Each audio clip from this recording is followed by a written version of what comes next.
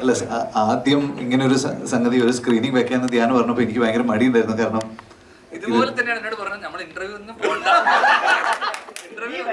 ഇന്റർവ്യൂവിന് പോകരുത്, പ്രൊമോഷനിൽ എനിക്ക് വിശ്വാസമില്ല, പിന്നെ എന്തിനാണ് 40 ഇന്റർവ്യൂ എടുത്തു, എത്ര 53 ഇന്റർവ്യൂ എടുത്തു, റെക്കോർഡ്.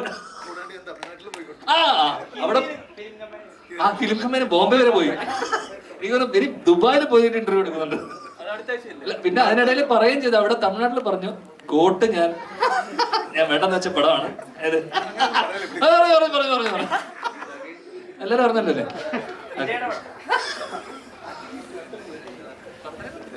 അല്ല, അത് നിങ്ങളെല്ലാരും ലാസ്റ്റ് ക്ലാപ്പ് ചെയ്തപ്പോൾ ഒരു ഭയങ്കര സന്തോഷം ഉണ്ടായിരുന്നു.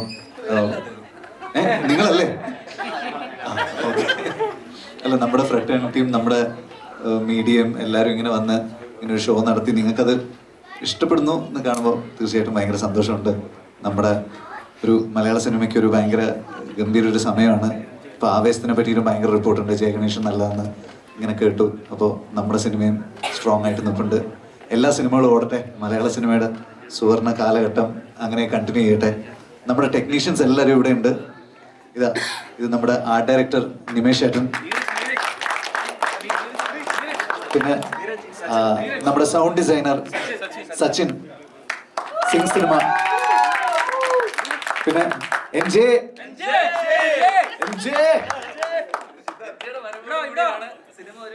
അതെ അതെ അതെ. ബോംബെയില് ആമസോൺ പ്രൈമിനോട് സംസാരിച്ചിട്ട് എന്നെ ഫാമിലി മാൻ 3 അത് എന്നെ മെയിൻ വില്ലനാക്കാന്ന് പറഞ്ഞിട്ടുണ്ട്. ഇപ്പൊ ഇതല്ലേ പറഞ്ഞ എനിക്ക് ചാൻസ് വെച്ചിട്ടാണ്. രാത്രി വേണ്ടല്ലേ? ആമസോൺകാര് ഓർഡർ ഡെലിവറി ചെയ്യാൻ വരുന്ന സമയത്ത് അങ്ങനെ ഡെലിവറി ബോയിനോട് പറഞ്ഞാൽ അറിയാവില്ലേ, അതെന്തി നിനക്ക് എന്നെ മനസ്സിലായില്ലേ, ഞാനും നീ ഒരേ കമ്പനിയില്.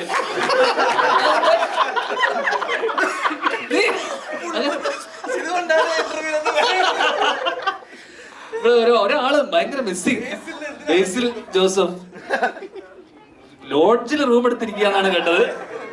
എന്റെ പെർഫോമൻസ് കണ്ട് സഹിക്കാൻ പറ്റാതെ ഞാൻ പറഞ്ഞല്ലോ, ബേസി എന്നെ വിളിച്ചു, എന്നോട് പറഞ്ഞു ആ ധ്യാൻ തണ്ടി നന്നായിട്ടുണ്ട് എന്ന്.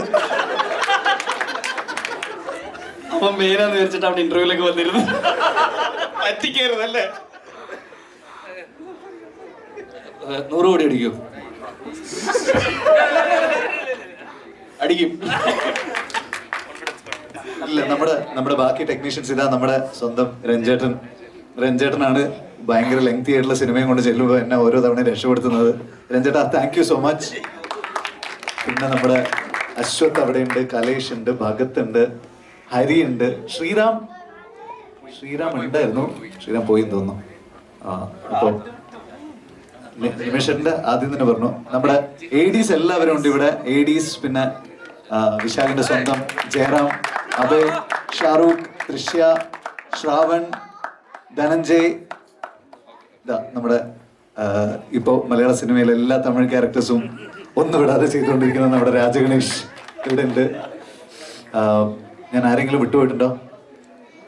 PRO ആതിര, ഞങ്ങളെ കൊണ്ട് 52 ഇന്റർവ്യൂ എടുപ്പിച്ച ആതിര, അനൂപ്, എല്ലാവരോടും താങ്ക്സ് എ ലോട്ട്. അപ്പോൾ ഒരു ഭയങ്കര സന്തോഷമുണ്ട്. ധ്യാൻ ഇന്നലെ രാത്രി ഒരു ഏട്ടന്, കാരണം ഞാൻ പറഞ്ഞല്ലോ 12 വർഷം മുന്നേ ഇതുപോലൊരു പെരുന്നാളിന്റെ സമയത്താണ് തട്ടത്തിൻ മറയത്തും ഉസ്താദ് ഹോട്ടൽ പറയുന്നത്. അങ്ങനെ അന്ന് എനിക്ക് തോന്നുന്നു, അല്ല തട്ടവും ഉസ്താദ് ഹോട്ടൽ ഒരു സമയത്ത് ജൂലൈ അല്ല, പെരുന്നാൾ സമയം, അന്നത്തെ പെരുന്നാൾ അല്ല, എനിക്ക് ഓർമ്മയുണ്ടല്ലോ, അന്ന് വിന്നറായിരുന്നു തട്ടം. അപ്പൊ ഇന്നലെ ഭയങ്കര ടെൻഷനായിരുന്നു. പടം ഓടുന്നല്ല, വിന്നറാവോ പറ്റൂലേ, നമ്പർ 1 വരൂ, നമ്പർ 1. ഞാൻ പറഞ്ഞു ടെൻഷൻ അടിക്കണ്ട, ഞാൻ പറഞ്ഞെങ്കിലും വിന്നർ ആക്കിപ്പിക്കുന്നു, അതുകൊണ്ട് നമ്മളാണ് വിന്നർ. അങ്ങനെ ഒരു സംഭാഷണമേ നടന്നിട്ടില്ല എന്റെ അമ്മ. സത്യം ടെൻഷൻ ആയിരുന്നല്ലോ. പിന്നെ നമ്പർ 1 വരും, നമ്പർ 2 ആവുന്നു. ഞാൻ പറഞ്ഞു പെട്ട പടം ഓടുമല്ലോ, എന്താണെങ്കിലും അതുപോലെ ഇല്ല, എനിക്ക് വിന്നർ ആവണം. സെക്കൻഡ് ഹാഫ് സെക്കൻഡ് ഹാഫ് ചെറുങ്ങനെ മോനെ വിശാഖ